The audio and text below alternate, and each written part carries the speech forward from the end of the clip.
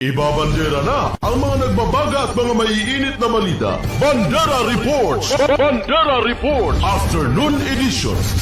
Police Reports. Hospital Reports. Market Reports. Weather Update. City Hall and Capitol Reports. Local, regional, national, and international news. Bandera Reports Afternoon Edition. And now, here's your anchorman.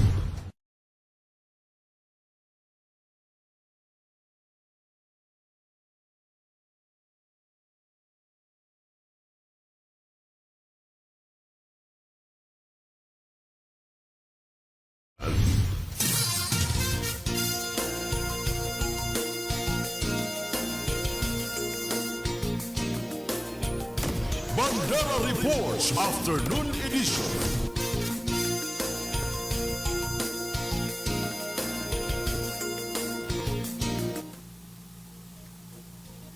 Balitaan sa Radyo Bandera, Cotabato.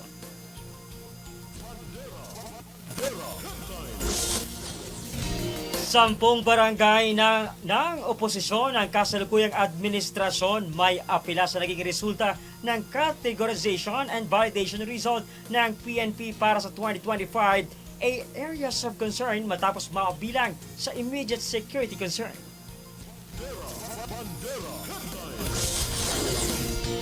Cotabato City PNP Director Police Colonel Jivin Bongkayaw hiling ang karagdagang bilang ng PNP personnel para sa nalalapit na midterm elections sa May 2025. Tulak ng iligal na droga kalaboso ng City PNP sa ikinasang drug bypass operation sa Barangay Rosario Heights 3, lungsod ng Cotabato. Bayan ng Kapalawan sa Special Geographic Area ng BARMM tinungo ng team transfer para sa medical outreach program. Driver's license mula sa LTO BARM, peke at hindi umano tinatanggap. Bangsamoro LTO, iniimbestigahan na ang insidente. Intertropical Convergence Zone at Easterlies magpapaulan sa malaking bahagi ng Mindanao. Bandera Reports Afternoon Edition.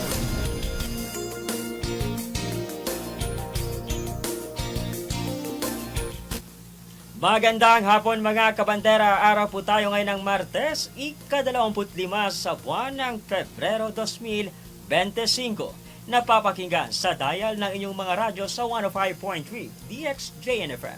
Napapanood live sa inyong mga telebisyon sa Channel 4 at 33 ng Maguindanao Sky Cable at napapanood live sa Facebook page ng Bandera News TV Cotabato. Ako ngayong tagapagbalita sa Vino Hebrerola at ito ang Bandera News TV Cotabato. Bandera Reports Afternoon Edition.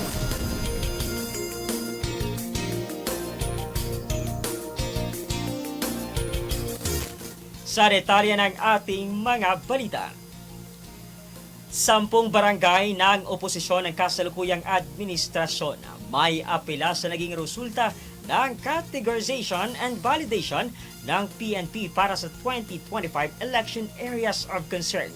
Sa isinagawang press conference ng Cotabato City Police Office nitong nagdaang linggo, kabilang sa mga inilahad ang naging resulta ng categorization and validation ng election areas of concern para sa taong 2025, kung saan 10 barangay mula sa 37 sa Cotabato City ang nasa ilalim ng immediate security concern na kinabibilangan ng Bagwa 3, Poblasyon 5, Poblasyon 6, Rosario Heights 10, Rosario Heights 11, RH 12, RH 13, Mother Barangay Kalanganan, Kalanganan 1 at Kalanganan 2. Habang ang mga natitirang barangay ay napabilang sa yellow categories o security concern level na may mababang posibilidad ng karahasan sa halalan.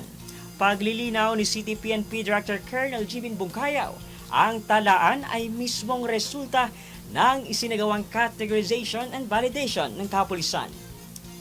At ang mga datos ng at ang basihan sa naging talaan ay ang mga datos sa naganap na nagdaang botohan.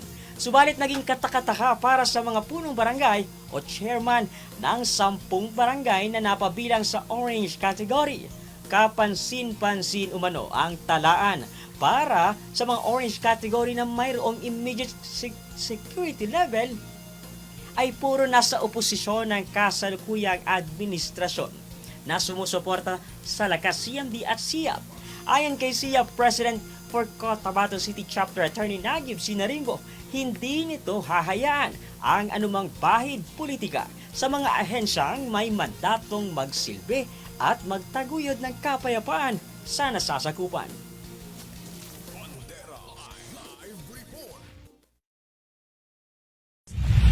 Sa 10 barangay na ito, ang unang tanong ay ano ang basihan?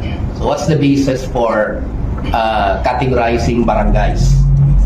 Yun ang unang tanong. Pangalawang tanong, ano yung mga facts na prevailing, hindi lang sa barangays na ito, kasi 37 naman yung barangays natin.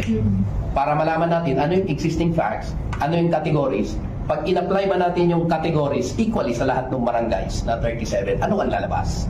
Ganun dapat ang ginawa. So, bakit yung mga barangays na 10 na solid, na hindi naman tugma yung kategory na sinasabi ng PNP, ay nasali dyan sa listahan na yan? Meron bang political motive? Siyempre, tatanungin ko yun kasi political animal ako eh. So, titingnan ko yun. So, ang nakikita ko lang na common na denominator dito ay lahat ng 10 ay lakas CMD, SIAP na supporters ng mga barangay. Yung ibang barangays na mayroong election-related violence in previous elections or kaya mayroong violence that occurred immediately sa ngayon, ibig sabihin yung mga barilan dyan, yung mga patayan dyan, hindi nasali dun sa 10.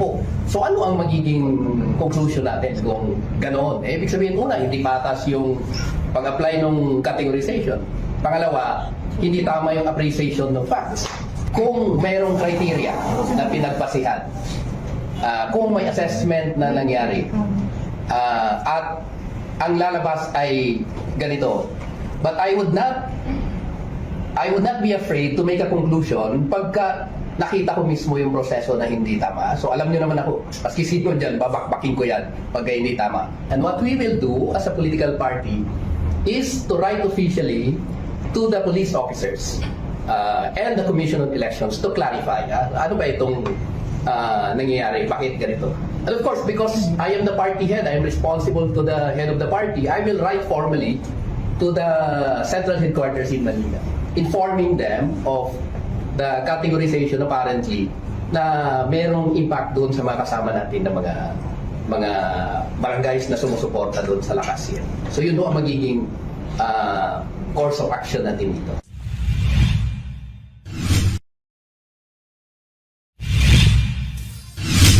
Bandera Reports Afternoon Edition. Samantala sa iba pa mga usapin, karagdagang PNP personnel para sa nalalapit na midterm election sa May 2025, hiling ni City PNP Director Police Colonel Jibin Bungkayaw. Sa pagtutok ni Raisa Kamid, Kabanderang Raisa, ibandera mo. Bandera Reports Afternoon Edition. Karagdagang PNP personnel, hiling ni City PNP Director Police Colonel Jibin Bungkayaw ngayong papalapit na ang midterm election 2025 sa buwan ng Mayo. Ang mga karagdagang PNP personnel umano ang magsisilbing reserba sa halalan kung sakali umanong kukulangin ang mga magsisilbing electoral board sa halalan. Ito umano ay para hindi mabawasan ang mga kapulisan na nakatalaga sa pagbibigay ng seguridad sa lungsod ng Cotabato. Another issue natin dahil challenge natin or concern sa Cotabato City Police Office is the existence of 4 police stations.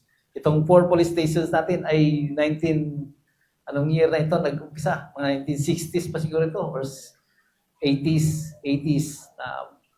During that time, maliit pa yung Cotabato City, wala pa yung CACAR, wala pa yung expansion, wala pa yung yung diversion road, wala pa yung doon na expand yung so yung maliit pa ang population during that time. But Presently, medyo malaki na masyado yung population ng Cotabato City and still, there are 4 police stations manning the whole vast, densely populated area. That is why ang proposal po natin ay magkaroon ng additional 4 other police stations for the whole Cotabato City to have some division of labor doon sa mga kapulisan at madagdagan yung kapulisan natin because of that.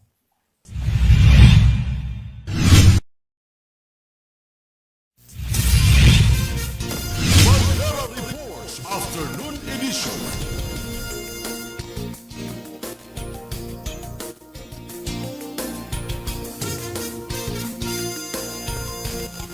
Samantala sa iba pang mga usapin, Cotabato City Councilor Henry Ali sa inihain na resolusyon na humihiling sa Office of the Ombudsman ng isang investigasyon kaugnay sa mga pondong natatanggap at pinanggagamitan, partikular na ang natanggap na revenue shares at local government support funds o LGSF ng lokal na pamahalaang lungsod ng Cotabato. Pagbibigay din ni Councilor Henry Ali sa privilege speech nito na may sapat na ebidensya na magpapatunay sa natanggap na city government na ayon sa opisyal hindi idineklara ng City Treasury Office kung kaya't ninanais alamin ng sangguniang panglungsod kung saan at ano-anong mga proyekto ang pinondohan. Bandera Reports Afternoon Edition. Ilang buwan na ang nakalipas na humihingi ng mga paglilinaw ang sangguniang panglungsod patungkol sa mga pondong pumasok sa city government ng Cotabato.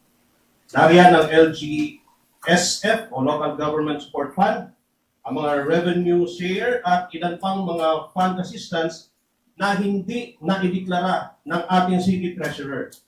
Swertihan na lamang po kung may makarating sa ating kopya na pumasok na pala ang mga pondo.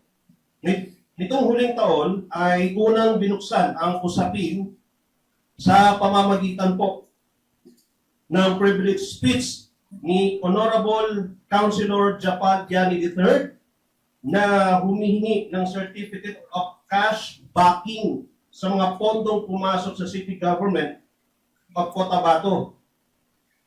Ito pong kanyang kahilingan ay sa ngalan ng transparency na sinuportahan po ng marami sa atin dito sa Sangguniang Panglungsod. Ulit tayo po ay nagpapasalamat doon kay Honorable Diani. Makailang beses na rin humingi ng kaukulang papeles ang Sangguniang Panglungsod sa inisyatiba na rin ng chairman ng Committee on Finance, Honorable Unin Abu, hinggil sa mga dokumentong inihingi natin upang maging basehan ng tama at saktong aksyon ng legislatura. Ngunit, magpahanggang ngayon ay tila sinasadyang ayaw tayong bigyang pansin, Mr. Chair, particular ng nasa ehekutibo. Patunay riyan ang hirap na dinanas ng Committee on Finance upang mapag-aralang mabuti ang annual budget ng city government. Ultimo, ang mga department heads ay tila hinigilang umattend ng ilang committee hearing upang depensahan at paintindihin sa atin ang kanilang mga pangangailangan sa serbisyo publiko, kung kaya't umabot hanggang Pebrero ng sumunod na taon pa bago maipasa ang budget. Hanggang kailan sila magbibingi-bingihan, Mr. Chair? Sa mga tanong natin dito sa Sangguniang Panlungsod, tayo na nasa gobyerno at binigyang pagkakataong makapagserbisyo sa mamamayan, umasa po kayo na poproteksyonan ang inyong interes at kapakanan. Sisiguraduhin namin, gagampanan namin at ibibigay sa inyo ang aming tamang mandato at makapagsilbi sa inyo ng maayos. Ang mga tanong na ito ay hindi upang para sa pansariling intensyon, Mr. Chair. Kung hindi, para sa taong bayan. Ang revenue share ay hindi kailanman pera na pwede. Bandera Reports Afternoon Edition. Kalakip sa resolusyon ng konsehal ang transaksyon ng City Government sa Land Bank of the Philippines na may kautosang nagbabawal o pansamantalang pagtigil sa withdrawal o release of funds na walang kooperasyon mula sa sanggunian. Bandera Reports Afternoon Edition.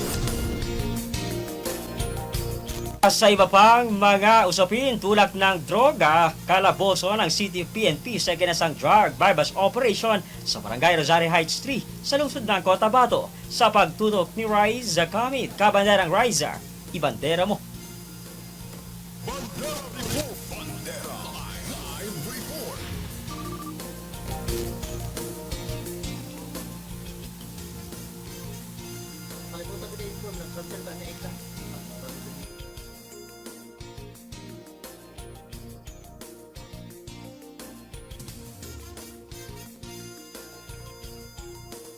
Bandera Reports Afternoon Edition.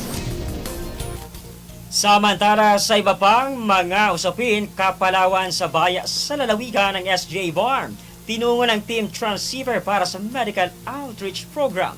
Nasa detalye ng balitang yan, si Yani Abdul Rasib. Kabanderang Yani, ibandera mo. Bandera Live Report. Daan-daang residente ng Barangay Tupig sa bayan ng Kapalawan Special Geographic Area ng BARM ang tumanggap ng libreng serbisyong pangkalusugan mula sa medical team ni former TESDA Secretary Suharto Teng Mangudadato dahil sa inisyatiba ni Haji Abdullah Transceiver Hamza nitong araw ng Sabado, February 22.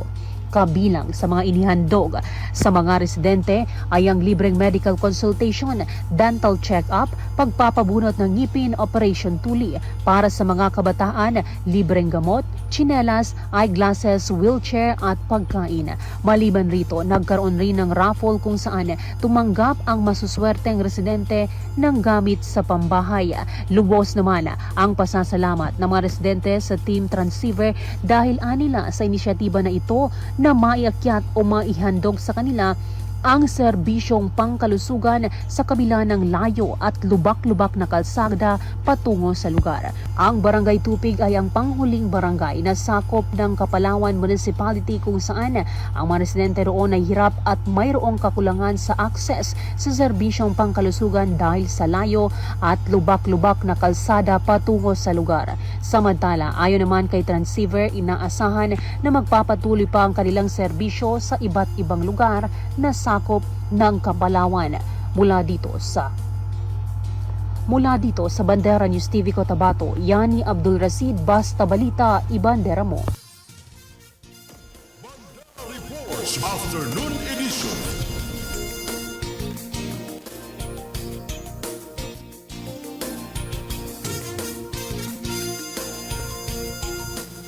Samantala sa iba pang mga usapin, driver's license mula sa LTO BARM, peke at hindi umano tinatanggap. Bangsamoro LTO, iniimbestigahan na ang nasabing insidente. Sa pagtutok ni Yani Abdul Rasid, Kabanderang Yani, ibandera mo. Bandera Live Report. Kumalat na sa social media ang post ng isang motorista na si Nitan Afdal kung saan sinita umano siya ng otoridad sa bayan ng Cabacan North, Cotabato dahil umano sa peke at hindi katanggap-tanggap ang lisensya nito mula sa Bangsamoro Land Transportation Office o LTO BARM. Humihingi ngayon ng tulong sa BLTO ang naturang motorista makaraang hindi pa nga kinikilala umano ang lisensya na dala nito. Matatandaan naman na nagpalabas na ng pahayag ang LTO National Office na dapat nang kilalanin ang lahat ng pribado o ahensya ng pamahalaan, ang lahat ng ini-issue ng Bangsamoro LTO, ito man ay driver's license o motor vehicle at iba pang transaksyon. Samantala, tiniyak naman ng Bangsamoro LTO na tutugunan at iimbestigahan ang naturang insidente. Mula dito sa Radyo Bandera Cotabato, Yani Abdul Rasid, Basta Balita, ibandera mo. Bandera Reports Afternoon Edition.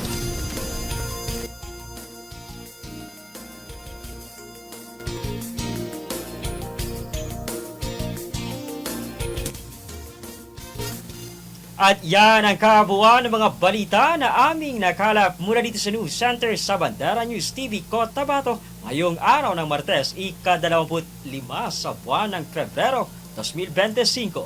Sa ngalan ng aming Presidente Estrelita Juliano, sa aming Station Manager, Jasper Acosta, Field Reporters, Cameraman at Technical Team.